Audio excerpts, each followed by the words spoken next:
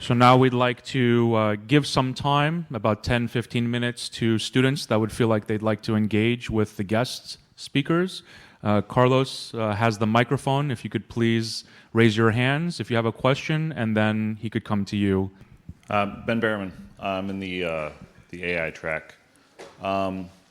People tend to be a lot more forgiving of human error than they are of machine error. I think about 40,000 people died from traffic accidents last year in the US. At what point do you think they would be comfortable with the machines killing people on the highways instead of the people?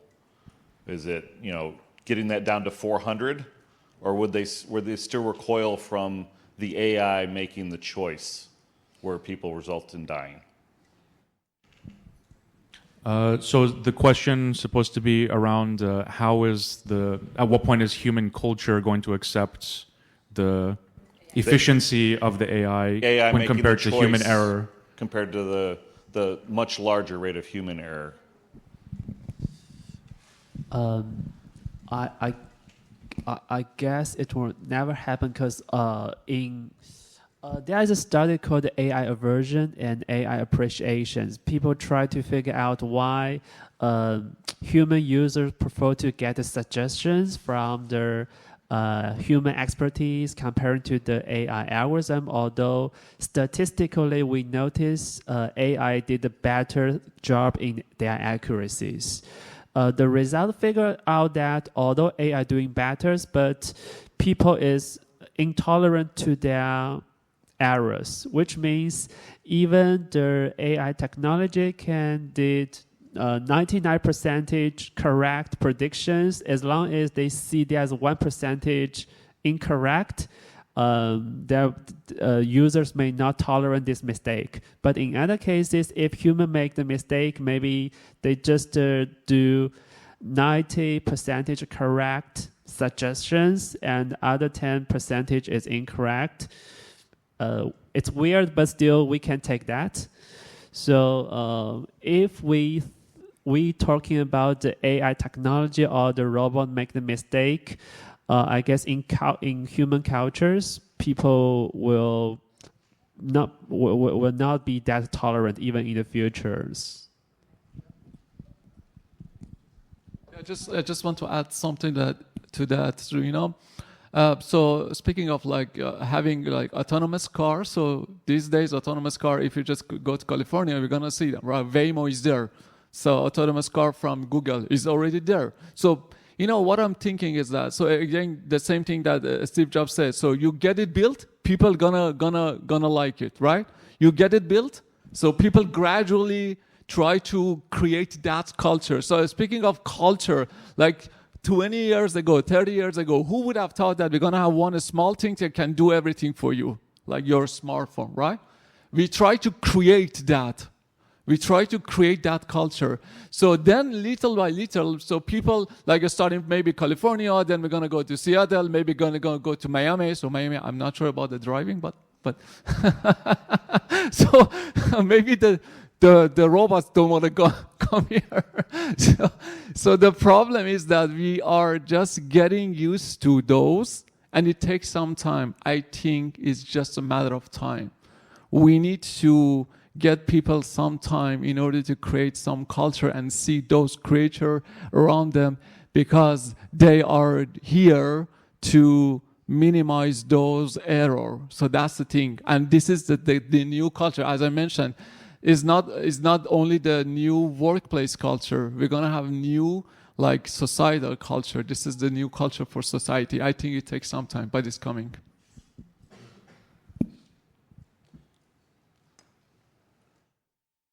Thank you. Are there any other questions?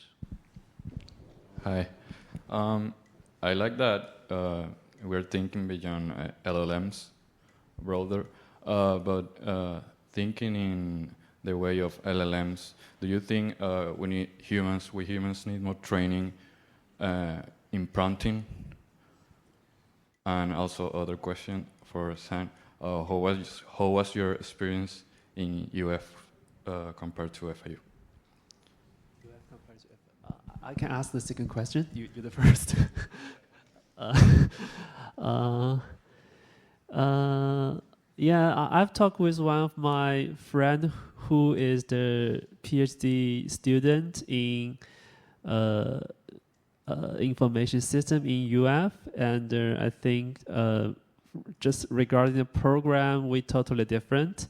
UF is a totally technical focus on the AI technologies, and if we just talk about AI, but in FIU, we also focus on the social side and the managerial side of the AI technologies. Although both is important, I consider for business people the social side is very important, because imagine what is the purpose of the information system, right? MIS is a major developed to facilitate interaction between the business and the technical persons. We don't have to be the expertise in the technical, but we need to know technical and know how to facilitate the communication between managers and the technical guys. So I believe the social side and also the manager side of the AI technology and its management is super important. Yeah.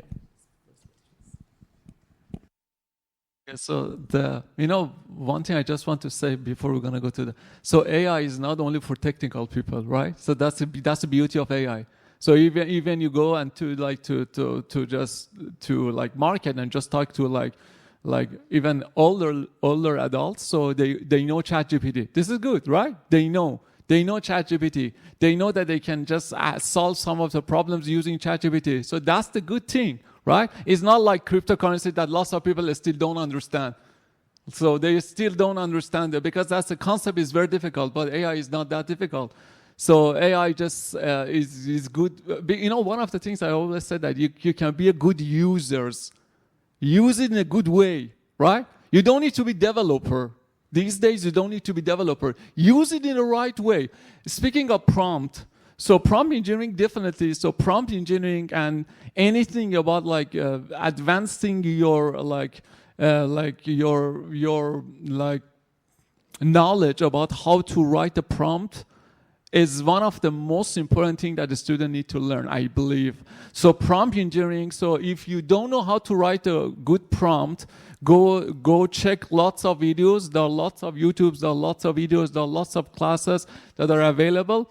And because prompt just consists of different characters, if you miss some of them, so maybe you're gonna have another completely wrong answer or far off. It's completely far off. So you need to define it correctly, like the task, the role, and everything. I think, prompt engineering, so that's a very, very important point that you mentioned, is one of the most important things that you can start if you want to, just speaking of a large language model, so prompt engineering is the must, yes. Thank you very much. Okay. Hi, my name is Ryan Goodrich. I'm part of the AI track.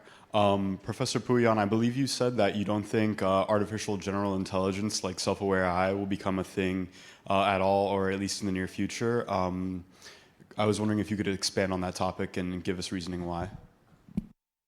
I said lots of people think we're gonna have AI. I think that we're gonna have AGI. I think we're gonna have AGI. Yeah.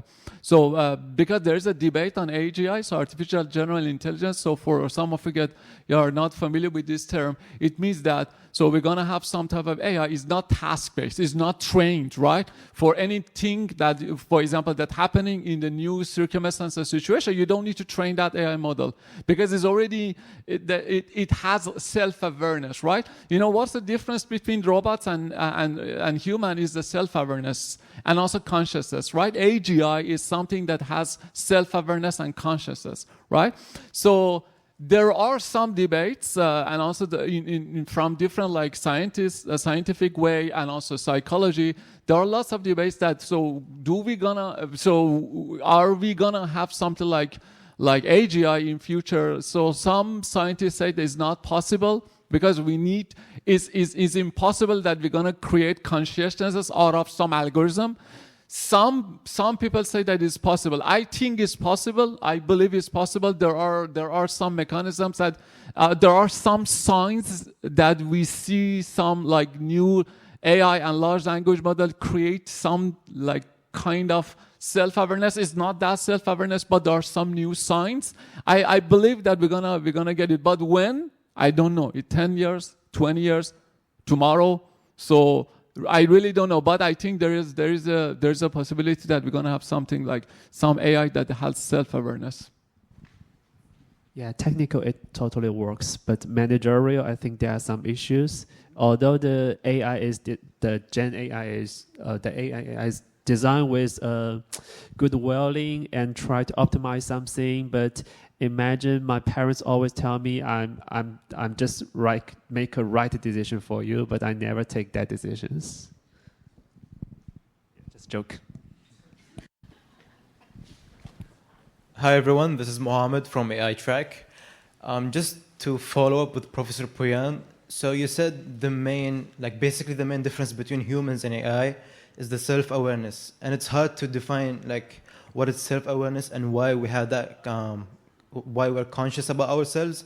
And since you believe that AI is gonna have that, so me as a human, I have my desires. I have to eat. I have to live. I have my reasons to do things and take decisions. So, in your opinion, why do you think AI will decide? What is its motivation? What is its desire? What is the desire of AI, or what is the desire of people who are gonna generate AI? Which one? That's a different question, because now I'm developing some AI for some specific task. Okay, the task of AI is the one that I desire for that, right? That's something separate. When we are talking about the science fiction or the theoretical one that we got AGI, so AGI is kind of imagine is for example, another person that he or she can just think what is the best thing for example, for their generation. They decide, right? It's not something, okay, so this is my AGI, go do this. No, it's not like that. Yeah, AI now is task-based. I define, okay, do this. Do computer vision, do classification, do prediction. Go, for example, buy something for me online, right? This is the agentic one. But for the AGI, when we're just talking of AGI, because it's very theoretical, so they can decide what is the best thing for them. They define their goals. That's why I mentioned, so when we say self-awareness, we have self-awareness because we can define goals. What is your goal? That's why you are here in MBA or Master of AI or something like that. This is the goal that you define. They also can imagine we're gonna get that level or position that they can decide what is the best thing for them. And that's why doomerism so believe that if they can define some goals for them, maybe those goals are against our humanistic goals. That's gonna be the issue, right? That's gonna be the issue. But now, the goal is the goal that I define for them. That's the difference. That's the narrow AI and general AI. So thank you again, Dr. Zadeh and Zhang.